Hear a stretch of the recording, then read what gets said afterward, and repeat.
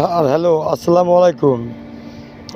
গণভবনে আসার আগ পর্যন্ত শেষ কথা, যারা আমার কাছের লোক আছেন, আমার কাছের লোক হচ্ছে গরিব মানুষ। যারা গরিব মানুষ তারা হচ্ছে আমার সবচেয়ে কাছের লোক, আর বড় লোক হচ্ছে আমার দুই চোখের বিষ, বুঝেছেন?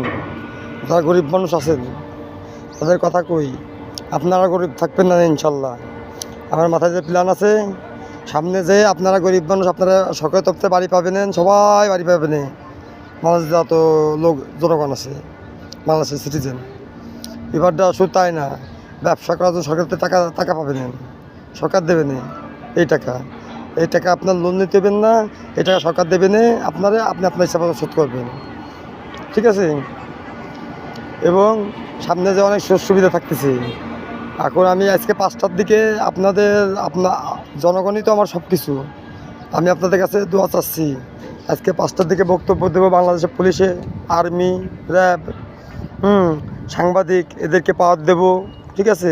এরা এতদিন পাওয়ার অপচয় ব্যবহার করতো ব্রিটিশদের সাথে, তারপরে ব্রিটিশদের সাথে বসবো, তাদের কি বলার আছে, তারা কি চায়, হ্যাঁ, বসে একটা ফয়সলা করব। এই সব কিছু ফয়সলা করার পরে এগুলো টিভিতে দেখাবো, ঠিক আছে? আপনাদেরকে দেখাবো। তারপরে আপনাদের প্রত্যেকটা জেলায় জেলায় যাব আমি, জেলায় জেলায় যেগুলো করে আমাদের একদম কাছের লোক আছেন, হ্যাঁ, যারা যারা এখনও সুযোগ সুবিধা পান নাই, ঠিক আছে, তাদের সুযোগ সুবিধা দেওয়া হবে। যারা পাইছেন তাদেরকে আরও সুযোগ সুবিধা দেওয়া হবে। তারপরে প্রত্যেকটা রাস্তায়, বাংলাদেশের প্রত্যেকটা রাস্তায় এমন কোনো জায়গা থাকবে না সিসি ক্যামেরা আওতাভুক্ত থাকবে না। এটা লেটেস্ট যুগ, তো সব জায়গায় সিসি ক্যামেরা থাকবে। পুলিশের টাকা এখন আর ভাইনামরে দাঁড়ায়, টাকা ওই ঘুষ নেওয়া নেই, ভাইনামরে দাঁড়ায় পুলিশ ওই জায়গা না।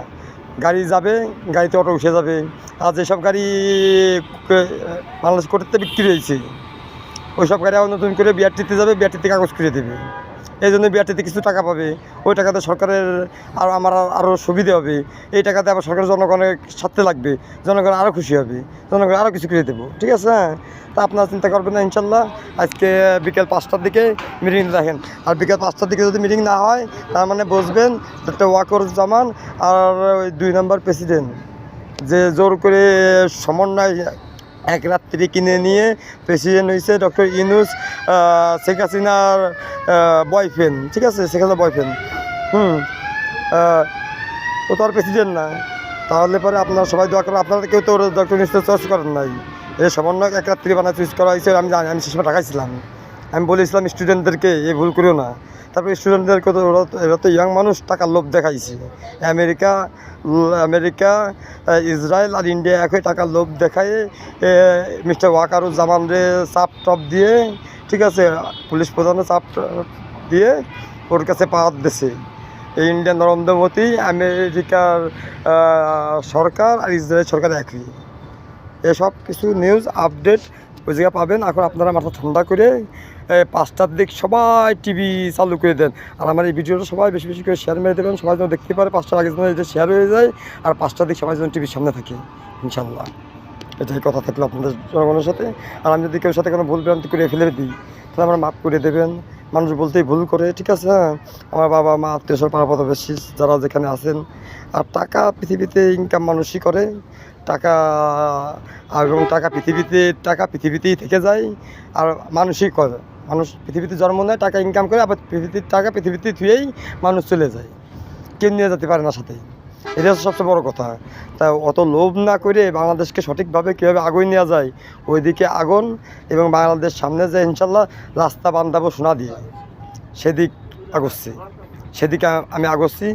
আপনার দোয়া করেন আমার জন্য, আল্লাহ যদি বাঁচাই রাখে দেখা হবে। আর সব কথা একটাই, শেষ কথা, আমরা মুসলমান, ইসলাম, লা ইলাহা ইল্লাল্লাহ মুহাম্মাদুর রাসূলুল্লাহ, আল্লাহ ছাড়া কোনো মাবুদ নাই। 5 ওয়াক্ত নামাজ পড়তে হবে, না পারলে পরে চেষ্টা করতে হবে।